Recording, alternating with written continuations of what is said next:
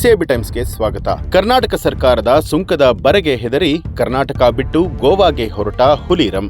ದೇಶದ ಮೊಟ್ಟಮೊದಲ ಬೆಲ್ಲದ ರಮ್ ಅಂತ ಹೇಳಿ ಖ್ಯಾತಿಯನ್ನ ಪಡೆದಿರುವಂತಹ ಹುಲಿ ಬ್ರ್ಯಾಂಡಿನ ತಯಾರಕರು ಈಗ ರಾಜ್ಯ ಸರ್ಕಾರದ ವಿರುದ್ಧ ತೀವ್ರ ಅಸಮಾಧಾನ ವ್ಯಕ್ತಪಡಿಸಿದ್ದಾರೆ.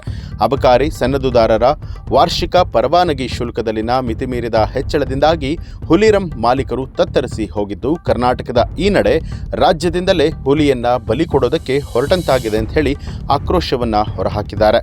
ಹುಲಿ ಸ್ಪಿರಿಟ್ ಪ್ರೈವೇಟ್ ಲಿಮಿಟೆಡ್ನ ಮಾಲೀಕ ಅರುಣ್ ಅರಸ್ ಅವರು ಈ ಕುರಿತು ರಾಜ್ಯ ಸರ್ಕಾರದ ವಿರುದ್ಧ ಸಾಮಾಜಿಕ ಜಾಲತಾಣ ಎಕ್ಸ್ನಲ್ಲಿ ಟ್ವೀಟ್ ಮಾಡಿದ್ದಾರೆ. ರಾಜ್ಯ ಸರ್ಕಾರವು ಅಬಕಾರಿ ವಾರ್ಷಿಕ ಪರವಾನಗಿ ಶುಲ್ಕವನ್ನು ಆರಂಭದಲ್ಲೇ 100% ಹೆಚ್ಚಳ ಮಾಡಿತ್ತು.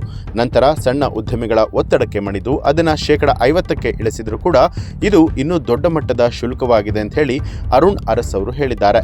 ಈ ಬೆಳವಣಿಗೆ ನಿಜಕ್ಕೂ ಕೂಡ ರಾಜ್ಯದ ಉದ್ಯಮಿಗಳನ್ನು ಸರ್ಕಾರವೇ ಗೋವಾ, ಮಹಾರಾಷ್ಟ್ರದಂತಹ ನೆರೆಯ ರಾಜ್ಯಗಳಿಗೆ ದುಡ್ತಾ ಇದೆಯಾ ಅಂತ ಅನ್ನಿಸ್ತಾ ಇದೆ. ಈ ಬಗ್ಗೆ ಟ್ವೀಟ್ ಮಾಡಿ ಅಸಮಾಧಾನವನ್ನ ವ್ಯಕ್ತಪಡಿಸಿದ್ದಾರೆ.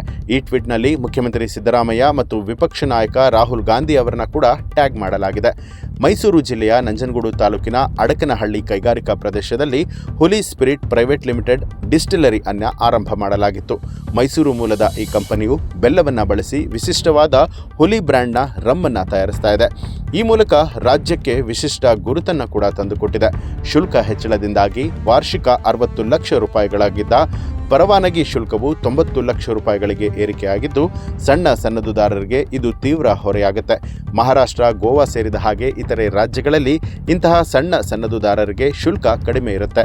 ಆದರೆ ಕರ್ನಾಟಕದಲ್ಲಿ ಸ್ಥಳೀಯ ಉದ್ಯಮಿಗಳಿಗೆ ಸವಲತ್ತು ನೀಡ್ತಾ ಇಲ್ಲ ಅಂತ ಹೇಳಿ ಮಾಲೀಕ ಅರುಣ್ ಅರಸ್ ಅವರು ಬೇಸರವನ್ನ ವ್ಯಕ್ತಪಡಿಸಿದ್ದಾರೆ. ಈ ಹಿನ್ನೆಲೆಯಲ್ಲಿ ಶುಲ್ಕವನ್ನ ಇನ್ನಷ್ಟು ಕಡಿತಗೊಳಿಸುವಂತೆ ಸ್ವತಃ ಮಾಲೀಕರೇ ಮುಖ್ಯಮಂತ್ರಿಗಳಿಗೆ ಮನವಿಯನ್ನ ಮಾಡಿಕೊಂಡಿದ್ದಾರೆ. ಸ್ನೇಹಿತರೆ, ಈ ಒಂದು ಮಾಹಿತಿ ನಿಮಗೆ ಏನನ್ನಿಸ್ತು ಅನ್ನೋದನ್ನ ಕಮೆಂಟ್ ಮಾಡಿ ತಿಳಿಸಿ. ಹಾಗೆ ನೀವಿನ್ನೂ ಕೂಡ ನಮ್ಮ ಚಾನಲ್ ಅನ್ನ ಸಬ್ಸ್ಕ್ರೈಬ್ ಮಾಡಿಲ್ಲ ಅನ್ನುವಂಥದ್ದಾದ್ರೆ ಈಗಲೇ ಸಬ್ಸ್ಕ್ರೈಬ್ ಮಾಡಿ ಬೆಲ್ ಐಕಾನ್ ಒತ್ತಿ.